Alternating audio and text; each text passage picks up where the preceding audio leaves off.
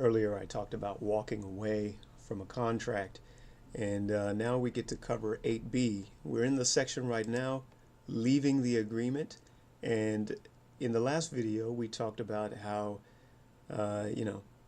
anybody can leave this contract if they agree to do so, and that's really just the best way to do it. It's smooth. You don't get into a crazy fest with telling on each other or slamming each other or whatever. You can just move on with your lives and pick up your business with somebody who wants to work with you.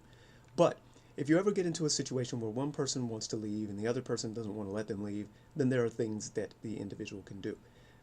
All right, before I continue with 8B, let me just remind you, SATA is not lawyers. Seek a real lawyer for things like this.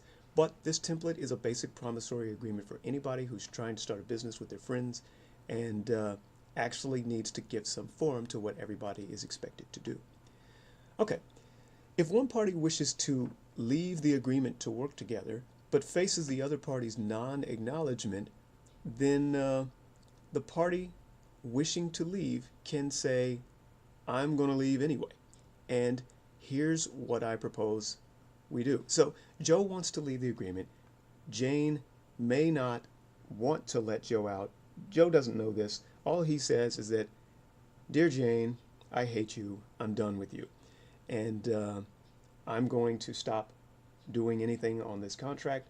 I know you won't like it, so I'm going to refer you to Jeff. And there you go. He sends that via email.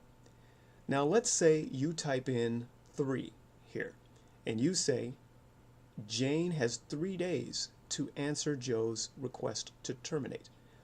And let's say that Jane says, yes, you can. Then this one applies, 8A. Let's say Jane says, no, you can't. Then this one applies, 8A2. Let's say Jane says nothing, because this often happens.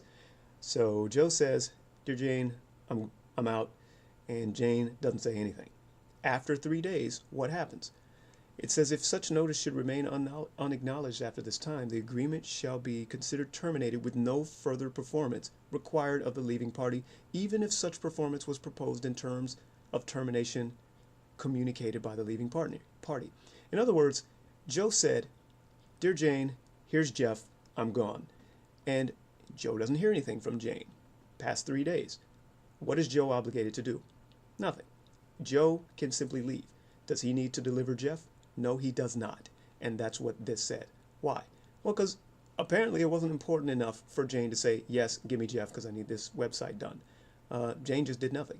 And, it's not just a question of why Joe should inconvenience himself. It's a question of what Jane's terms would have been for handling the compensation anyway. We don't know what it was. So Joe gets to leave. And that's the circumstances of abandonment of the contract here. Okay. Integration. Contract integration. When you see this term in a contract, it's basically saying that this contract includes everything we know about our agreement. So everything we know about the agreement for us to work together is contained in here, and it absorbs other agreements and all that. So integration in the handling of provisions missing from this agreement. Look, this is a joint venture. You're going to start a business. You're going to run a candy store. You're going to sell jewelry. You're going to make the next big rap album, whatever you're doing. You're not going to have everything that everybody has to do outlined in this agreement. Stuff will happen. So should any provisions essential to or implied by this agreement towards the fulfillment of its intent be deemed missing from this agreement, the signee and the contractor agree to communicate a proper course of action to mitigate such absence via text messenger, emails, or otherwise in writing. So if we find out that Joe and Jane are working together and, oh, we forgot somebody had to pay for the domain. Oh yeah, that's $100 or so that nobody knew about. What do we do? Do we go back into this contract and fight over whose responsibility it was? No. No, we don't. All that's going to do is slow both Joe and Jane down, and it's going to hurt the joint venture. So what we'll do instead is say, Joe and Jane are going to message each other, and they're going to say, I do have, you do have, and it's going to be in writing. It's going to be in writing. If there's stuff missing from this contract that should have been in the contract, don't get back in your time machine and try to make it be there. Just communicate with the person and say, hey, we need to adapt, let's move on. That's what this says. The project mediator. Uh, I think that having a project mediator is really important for people who are brand new to business. So typically in a legal agreement, what you find is an agreement for arbitration or mediation. And that says that if me and you start disagreeing, then really we are urged to seek a third party mediator, like mediation services or things like that. And some of that is offered partially through groups like the Better Business Bureau. But we're urged to seek mediation or arbitration before going to court and tying up the court system. What this provision 10 says, however, is that we're going to try to have yet another level of mediation even before a formal mediator, because who wants to go to the county? Who wants to go to the Better Business Bureau if this is just an informal thing to start a business selling lollipops? Like, we've done our best to make this into a good lollipop enterprise, but we don't want to go to the county to settle our fights. So here you can check whether there is or is not a trusted third party. Joe and Jane, in entering this contract, can say, hey, we know our friend Maria over here, and Maria's a mutual friend, and she's not obligated to either of us. Let's go ahead and get Maria to serve as our trusted party. Now, what the verbiage in here says is that Joe has the right to go to Maria if there is a dispute regarding this matter. Jane also has the right to go to Maria if there's a dispute regarding this matter. But it also says a lot of other stuff down here. It basically says that Maria doesn't have to accept this role at all because she didn't even know that her name was being put on this, right? So why would we hold her responsible? Really, Maria's role is to just be an unbiased party. So if at some point Joe and Jane start fighting, they're like, this sucks. Let's ask Maria who she thinks is in the right here or what she thinks should be done.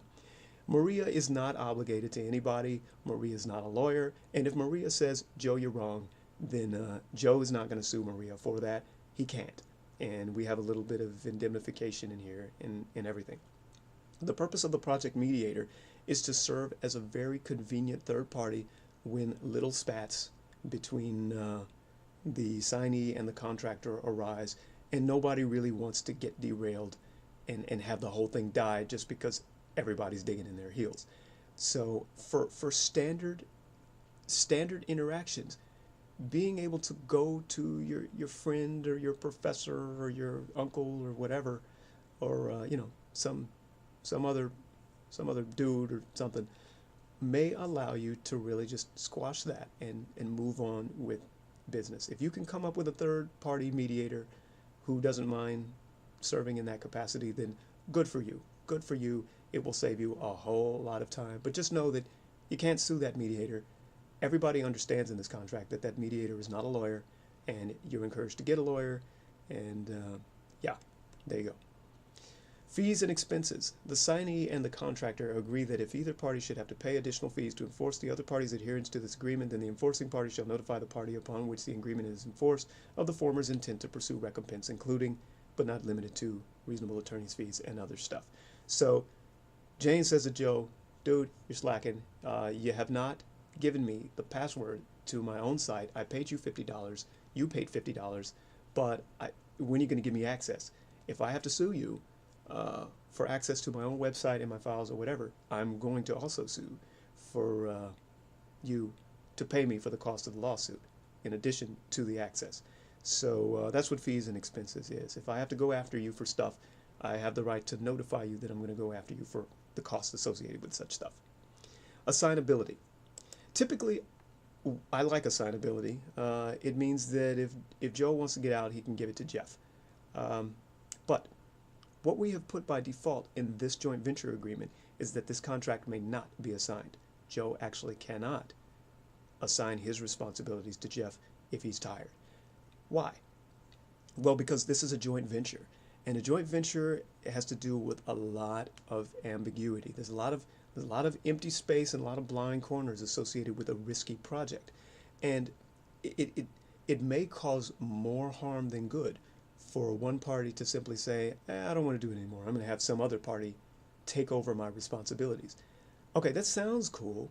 That sounds like a nice thing to have. Let's think of a nice diverse name. Lynn. It sounds like a nice thing to have Lynn take over where Jane left off, but Lynn wasn't there when we talked about all this stuff. Lynn does not understand that the style of website that Jane was going to make is different. And Lynn wasn't party to all of this previous stuff. So when you start assigning and you're going to do it with aesthetics or business dynamics or personalities and skill sets, I mean, you're getting into hairy business for somebody to just be assumed to replace another person. You can change this, as I've said before. You can type over it or whatever, but yeah, man, when you're dealing with assignability in services that are tied to the personality of one of the parties, you may not want that. Lastly, this agreement shall be governed by the laws of the state of whatever, and if the state of whatever determines that this whole thing is illegal, then the state wins. So seek a lawyer. But there it is. Promissory note for joint ventures. Those of you who want to start doing stuff and have an official business structure for your special projects and your skill sets, have fun and good luck and play nice with each other.